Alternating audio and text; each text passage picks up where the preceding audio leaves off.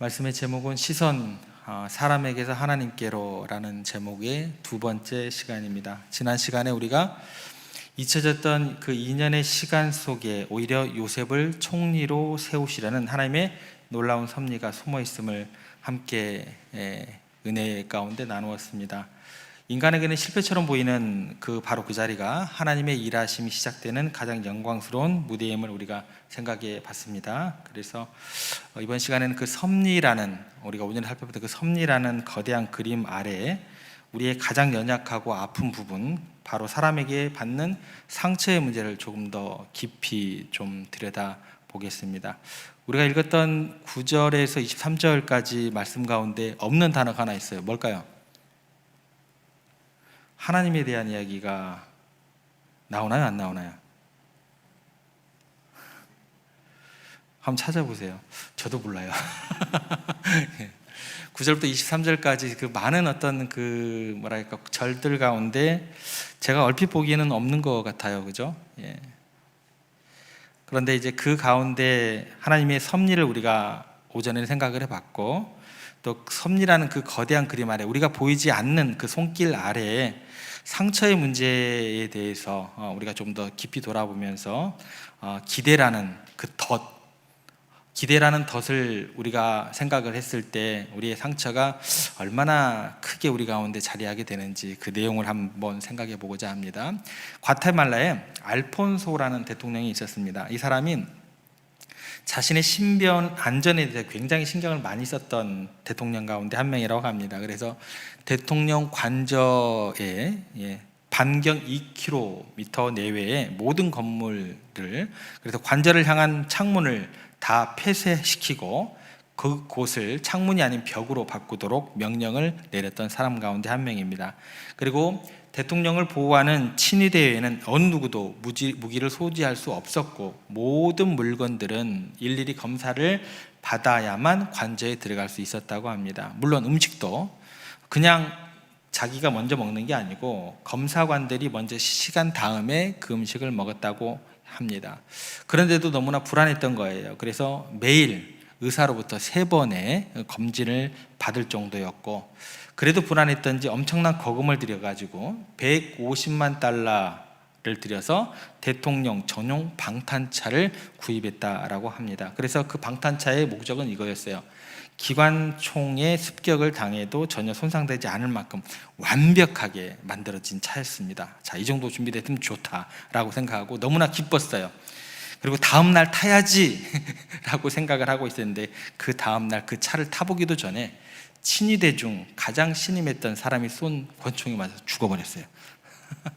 예, 그런 이야기가 있습니다. 이것이 대통령만의 이야기가 아닙니다. 회계사분들이 보통 이런 이야기를 합니다. 회사에 만약에 큰 재정적인 비리가 터졌을 때 범인을 잡는 것이 회계사들에게는 굉장히 간단하다고 이야기를 합니다. 회장님께 먼저 가서 이렇게 묻는다고 합니다. 회장님, 이 회사에서 가장 신임하는 직원이 누구입니까? 라고 이야기를 하면 거의 대부분의 회장님들이 한 사람을 가리키면서 이야기를 한다고 합니다. 이 사람이 나와 30년을 함께 일을 했어. 그러니까 모든 것을 아는 믿을 만한 사람이니까 이 사람에게 물어보면 다 웬만한 거는 다 궁금증이 해결될 겁니다 라고 이야기를 해주면, 회계사들은요 그 사람을 범인으로 지목하고 조사를 하기 시작한다고 합니다. 그러면 거의 90%는 다 맞는다고 해요. 왜냐하면 모든 것을 알고 가장 신임하는 사람이 가장 완벽한 배신을 꿈꾸기 때문이다 라고 보통 이야기를 하더랍니다. 여러분, 왜 우리의 삶에는 이런 일들이 끊이지 않고 반복되는 것일까요? 왜 우리는 가장 믿고 사랑했던 사람에게 가장 깊은 상처를 받게 되는 것일까요? 성경은 그 이유에 대해서 우리가 기대라는 위험한 덫, 이거를 다른 말로 이야기하면 우상입니다. 우상. 기대라는 위대한 덫에 스스로 발을 들여놓기 때문이다 라고 해석을 해줍니다. 오늘 말씀을 통해서 사람을 향한 기대를 우리가 조금은 내려놓고 오직 하나님 안에서 참된 자유를 누리는 비밀을 우리가 깨닫게 되기를 소망해 봅니다. 오늘 말씀에 나오는 요셉을 통해서 하나님께서 우리에게 주시는 말씀은 간단합니다.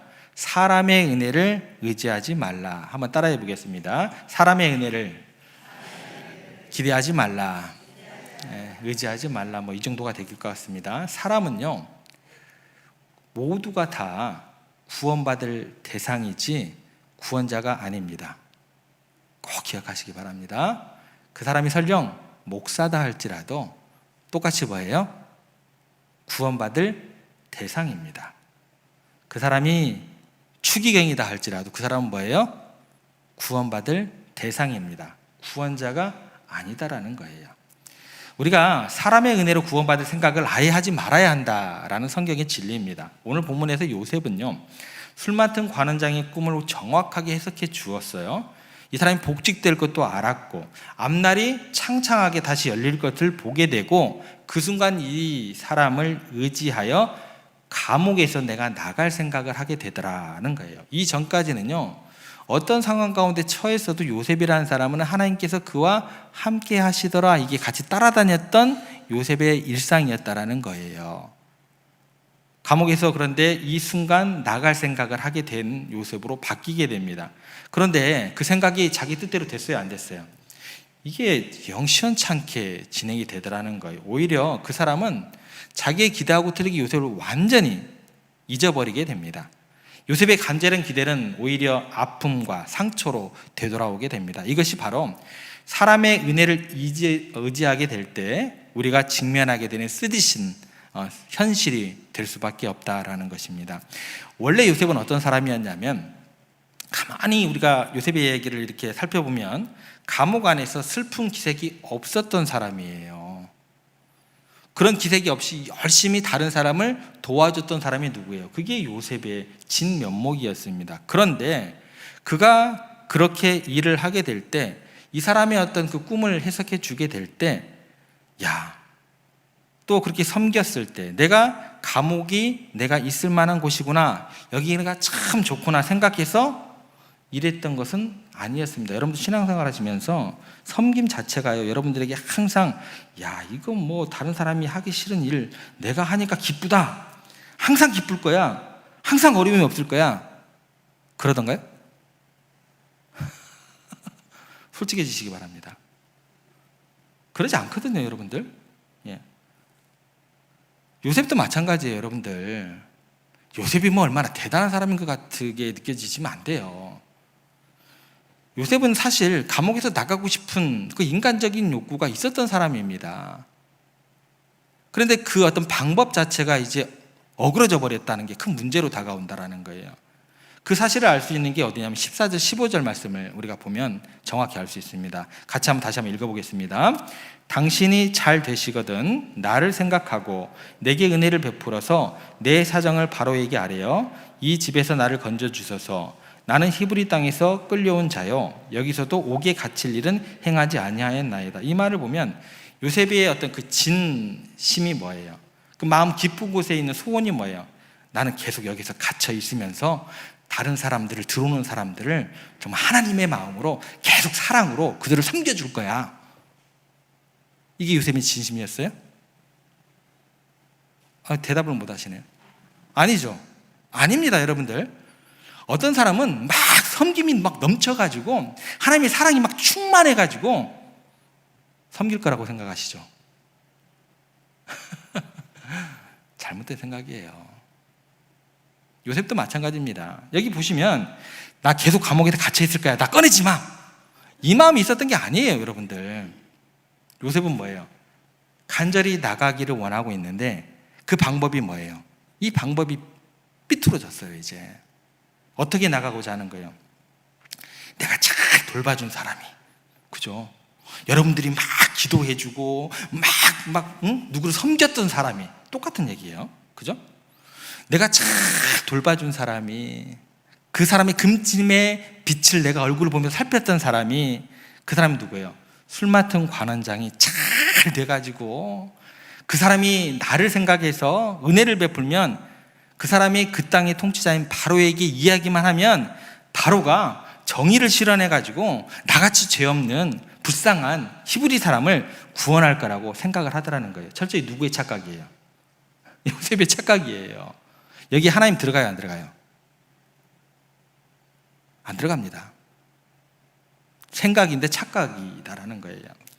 여러분, 지금 술 맡은 관원장에게 부탁하지 않았다면 요셉이 과연 구원을 받았을까요? 받지 못했을까요? 여러분은 결과를 압니다. 그죠? 결과적으로 봤을 때 괜히 쓸데없는 부탁을 누가 한 거예요? 요셉이 한 것이 됩니다. 왜냐하면 사람은요, 내가 은혜 베푼 것만큼, 내가 생각해 준 것만큼 그 사람이 나를 생각하거나 은혜를 베푼다고 생각하면 절대 안 됩니다. 하나님께서 그렇게 말씀하세요. 인간은요, 다 지 앞가림하기 바쁜 존재들이다.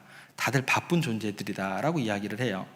내가 생각한 것만큼 나를 생각해 주는 사람 많지가 않습니다. 그래서 늘 사람의 은혜를 의지하게 되면 마음의 상처로 돌아오게 되어 있습니다. 그런데 요셉이 왜 이런 쓸데없는 소리를 했을까요? 자기 삶에서 하나님이 잘 보여요, 안 보여요? 안 보여요. 요셉도 이러할진데 우리들은 더 쉽게 사람을 의지하겠죠.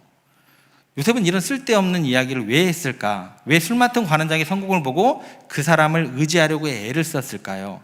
오스트리아의 정신과 의사인 빅터 프랭클 박사가 교도소에 있는 재소자들을 연구하게 됩니다. 그리고 발견한 사실은 수감자들이 교도소에 오래 있다 보면 희망을 잃어버리면 삶에 대한 의욕을 상실하게 되고 오래 살지 못한다는 것을 발견하게 되는 거예요. 그러니까 감옥에 갇혀 있으면서도 나갈 수 있다는 어떤 희망을 갖고 있을 때에 뭔가 희망을 붙들고 있기 때문에 오래 살 수 있다라는 연구 결과로 나오게 되더라는 거예요. 요셉이 어쩌면 그런 희망을 품고 있는지 모르겠습니다. 왜냐하면 노예가 그냥 노예도 아니죠. 추접스러운 노예예요.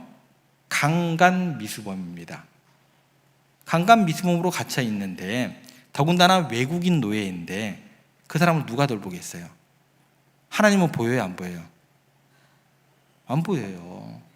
돌봐주는 사람도 없어요. 그러니까 아무런 희망이 없으니까 누군가 보이는 형상을 붙잡고 싶은 거예요. 그죠? 사람을 붙잡고 싶은 거예요. 여러분들 이 요셉의 마음 이해가 되세요? 이해가 되셔야 돼요. 이런 어떤 실제적인 고민이 없으면 신앙생활이 안 됩니다, 여러분들. 나는 독야 청청하리라 말씀만 나에게 주어지게 한다면 시냇가로 나를 인도하시고 푸른 초장으로 인도하시는 하나님을 내가 고백할 수 있습니다. 안 돼요, 여러분들. 그냥 바람 불면 넘어지는 그런 빈약한 신앙이 될 수밖에 없어요. 이런 고민도 안 하는데, 이런 경험도 없는데 어떻게 그 험난한 그런 바람, 폭풍으로 이겨낼 수 있겠어요? 누군가를 붙잡고 싶은 거예요. 그래서 술 맡은 관원장에게 잘 대해주는 거죠. 이게 전부는 아니죠. 그죠? 정말 사랑하는 마음으로 섬기고 싶지 않은 마음도 있을 거예요. 근데 어느 순간 하나님이 안 보이기 시작하면 그게 이쪽으로 확 넘어간다니까요. 그 사람의 은혜를 받기를 원하는 행동이 될 수 있다는 거예요. 경계가 모호해요. 그러니까 시험에 걸려 넘어질 수 있는 그런 가능성이 굉장히 많게 되더라는 거예요. 나를 생각해서 내게 은혜를 베풀어서 바로에게 이야기해 주십시오. 그러나 여러분, 가만히 생각해보면 이때처럼 요셉이 초라해질 때가 없어요. 초라해지는 요셉의 시작점이 되는 것입니다. 원래는 누구의 사람이었어요? 하나님의 사람이었는데, 원래는 하나님께 기름부은 목사였는데 말이야. 그잖아요. 목사 안수 받을 때 얼마나 뜨겁게 무릎 꿇고 안수 받는 줄 아세요? 그잖아요. 그런 목사였는데 말이야. 원래 하나님의 사람이었는데 말이야. 세상의 꿈이 아니요 하나님의 꿈을 꿨던 요셉인데 말이야. 그죠? 그런데 그런 사람이 지금 누구에게 은혜를 구걸하고 있어요? 사람에게 은혜를 구걸하고 있다는 거예요. 목사들이 하나님은 바라보지 않고 돈을 구걸하고 있다는 거예요. 사람들을 구걸하고 있다는 거예요. 권력들을 구걸하고 있다는 거예요. 그렇죠? 예. 그러면 생각해 볼게요. 바로 입장에서 바로가 아쉬운 게 뭐가 있어요? 설사 술 맡은 관원장이 나가가지고 바로에게 이야기했다고 칩시다. 그러면 대제국의 황제인 바로가 히브리 노예의 억울한 사정을 기억하고 조사 다시 하자 해서 재판 다시 해주고 그를 빼주려고 바로가 애쓰겠습니까?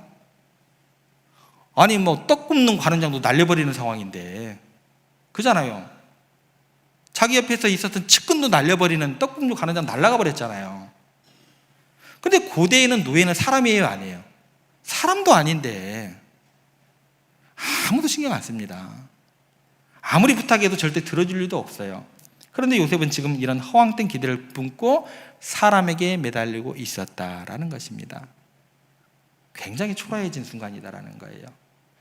결국 요셉은 술 맡은 관원장에게 자신의 운명을 의탁하는 그 순간 이전까지의 삶과는 완전히 다른 지옥 같은 시간을 스스로 초래하게 됩니다. 한번 생각해 보겠습니다. 요셉은 감옥에 있으면서 그곳을 자신의 뭘로 여겼어요? 사명지로 여겼던 사람입니다. 그래서 절대로 절망하지 않았던 사람입니다.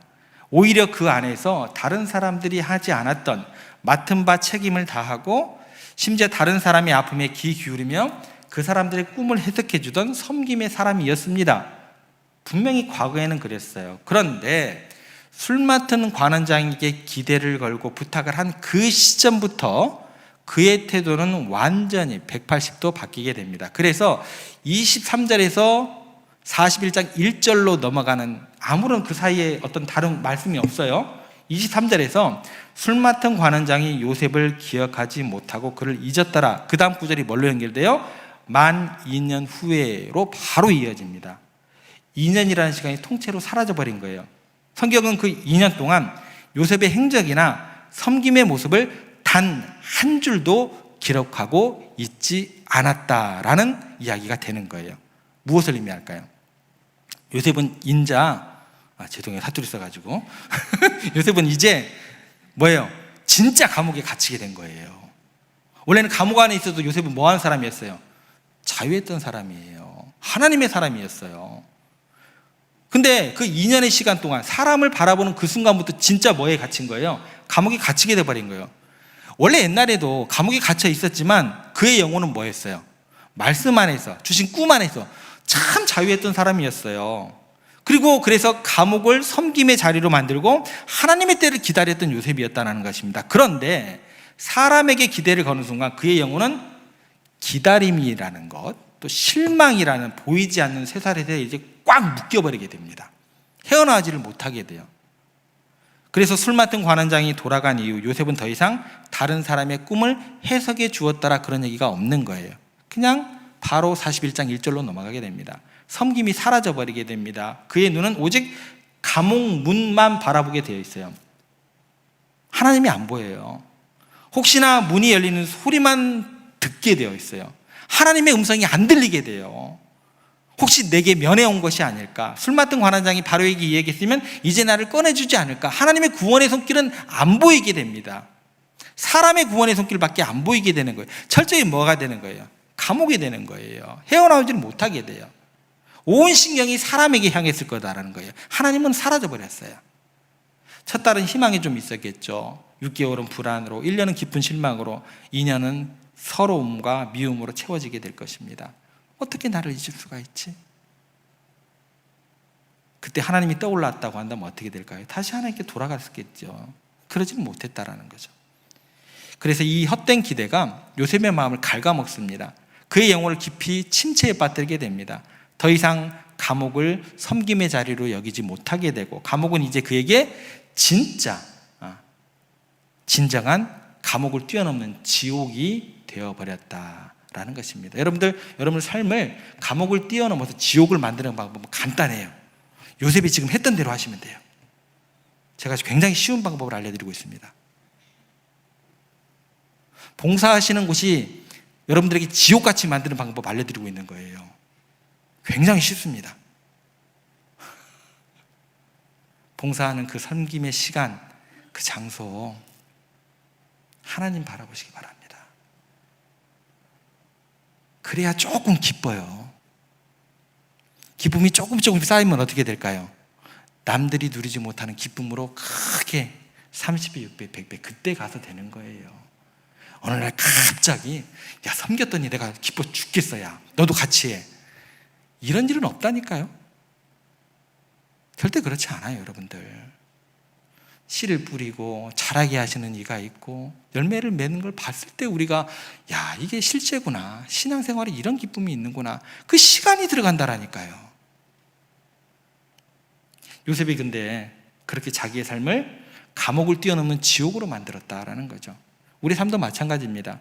사람에게 기대를 거는 순간 우리의 마음은 그 기대라는 덫에 갇히게 되고 영혼은 상처와 실망의 감옥에 갇히게 될 것이다 라는 걸 기억했으면 좋겠습니다. 어떤 형태로든지 인간은요, 내가 도와주고 섬기고 사랑하고 끝나야 되는 것이지, 내가 사랑했기 때문에, 내가 좋아줬기 때문에 그 사람이 나를 나보다 더 사랑할 거라고 생각하면 큰 오산입니다. 인간은 의지할 대상이 안 되는 걸 기억하시길 바랍니다. 역사상 가장 위대한 정복자로 불리는 로마의 율리우스 카이사라는 사람이 있었습니다. 수많은 전쟁에서 승리하며 칼로 모든 적들을 제압했던 사람입니다. 그런데 그의 심장에 박힌 마지막 칼날은요, 참 아이러니컬하게도 적의 칼날이 아니었어요. 그가 아들처럼 아끼고 신뢰했던 브루투스의 칼날이었습니다. 그래서 마지막 말이 뭐였냐면, 브루투스 너 맞아, 이게 마지막 말이었어요.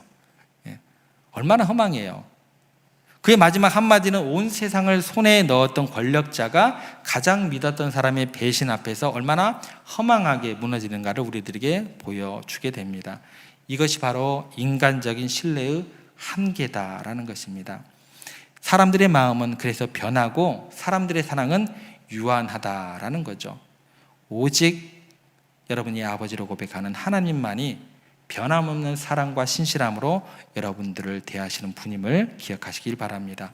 이 기대의 덫에서 완벽하게 자유해지셨던 분이 딱 한 분 나옵니다. 그분이 누굴까요? 예수님이십니다. 겟세마네 동산에서 그렇게 사랑했던 제자들은 예수님이 피땀 흘리고 기도를 하고 있는데 정작 잠들어 버렸습니다. 주님은 그들에게 기대를 계속 하셨을까요? 하지 않으셨을까요? 하지 않으셨어요. 그냥 내려놓으십니다. 네가 어떻게 나에게 이럴 수 있어? 라고 생각하지 않고 내려놓으셨어요. 깨어있으라고 다시 부탁했는데도 3번 와서 보니까 또 자고 있어요. 기대하지 않으셨습니다. 사람들이 내 심장 나처럼 이해해주지 않는다라는 거, 예수님마저도 그랬는데 예수님같이 우리가 기적을 일으켜는 거 아니잖아요. 예수님처럼 그 사람에게 대해서 온전히 헌신하는 우리의 헌신도 없잖아요. 그러면서 그 사람들 기대하는 게 우리가 좀 우습지 않으세요? 예수님마저도 그런 배신을 당했는데 예수님은 이 순간 어떤 결정을 하시게 되냐면 사람에게 도움을 구하지 않으시고 오직 하나님께 나아가 다시 기도하시게 됩니다. 그래서 했던 기도의 내용이 뭐예요? 쓴 잔을 내게서 옮겨주시옵소서 라고 하나님을 향해서 기도했습니다. 그런데 들어주셨어요? 안 들어주셨어요? 안 들어주셨어요.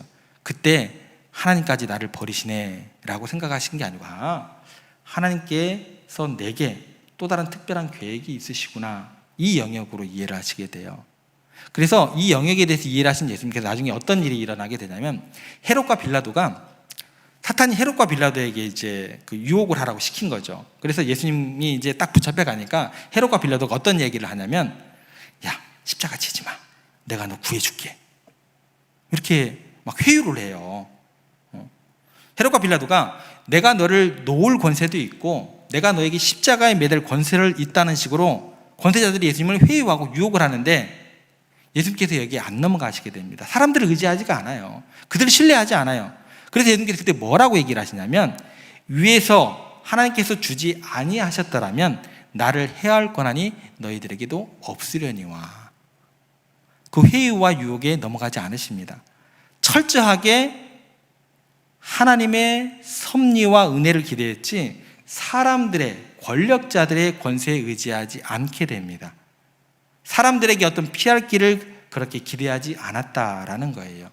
그리고 십자가의 길, 하나님을 의지하면서 온전한 순종의 길을 걸어가셨던 예수님이 되셨다라는 거예요. 시편 146편 3절에 이런 말씀이 나옵니다. 귀인들을 의지하지 말며 도울 힘이 없는 인생도 의지하지 말지니. 이 말씀이 오늘 본문으로 정확하게 적용이 되는 구절인데, 이렇게 하면 적용이 잘 안 돼요. 세 번역으로 한번 저희들이 한번 볼게요. 세 번역에 보면 이렇게 기록되어 있습니다. 같이 한번 읽겠습니다. 너희는 힘 있는 고관을 의지하지 말며 구원할 능력이 없는 사람을 의지하지 말아라. 아무리 힘이 있는 고관이다 할지라도 의지하면 돼요, 안 돼요? 안 된다라는 거예요. 바로왕을 의지해서는 안 된다는 거예요. 또 술 맡은 관원장을 구원한 힘이 있다는 거예요, 없다는 거예요? 없다는 거예요. 여러분 잊지 마시기 바랍니다. 사람은요, 하나님이 아닙니다. 우리는 하나님께만 두어야 할 절대적인 신뢰와 소망을 유한하고 죄 많은 인간에게 두는 기대라는 우상을 섬기기가 굉장히 좋다라는 거예요. 사랑하는 성도 여러분, 우리가 사람에게 기대하지 않을 때 비로소 우리는 그 사람을 진정으로 사랑할 수 있게 된다라는 것입니다. 기대라는 무거운 짐을 내려놓고 그저 그 존재 자체를 있는 그대로 사랑하고 섬길 때 비로소 우리는 상처받지 않을 것이고 건강한 관계를 맺을 수 있게 되는 것입니다. 이것이 바로 예수님께서 우리를 어떤 조건이나 기대 없이 사랑하셨던 그 사랑의 방정식입니다. 예수님께서 만약에요, 우리들에게 어떤 기대나 어떤 조건을 고셨다면 예수님께서 십자가의 길 못 가셨어요. 이게 사랑의 원칙이다라는 거예요. 사람은 그냥 내가 도와주고 말 일이지 은혜 베풀고 내가 잊어버려야 하는 존재들이다라는 것. 사람은 나를 도와줄 대상이 아니라 내가 사랑하고 섬기고 끝낼 대상이다라는 것 기억하시기 바랍니다. 자식들도 마찬가지고요. 누구에게 선한 도움을 줄 때도 마찬가지고 누구에게 선물을 보낼 때도 마찬가지입니다. 일체 사람에게 기대감은 가지시면 안 돼요. 그래야 상처가 안 됩니다.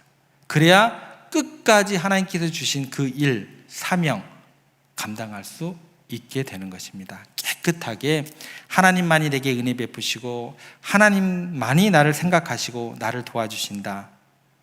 이 진리 가운데 거하시는 여러분들 되시기를 부탁을 드립니다. 요셉이 2년간의 지옥 같은 시간을 보냈지만 결국 그를 구원하신 분은 술 맡은 관원장이 아니라 하나님이셨습니다. 그래서 하나님의 은혜는 마르지 않는 샘물과 같고 하나님의 신실하심은 변함이 없으십니다. 사랑하는 성도 여러분, 여러분들의 기대라는 저울은 지금 누구를 향하고 있으십니까? 오늘 이 자리에서 사람들에게 걸었던 헛된 기대의 짐 모두 내려놓으시고 오직 하나님께만 소망을 두는 여러분 되시기를 부탁을 드립니다. 그렇게 하나님만을 의지하는 여러분의 삶이 되시고 그 가운데 낭망함이 없이 하나님을 통해서 여러분들의 가는 길 가운데 풍성한 은혜와 축복이 가득한 삶이 되시기를, 그런 한 주간의 삶이 되시기를 주님의 이름으로 축복합니다.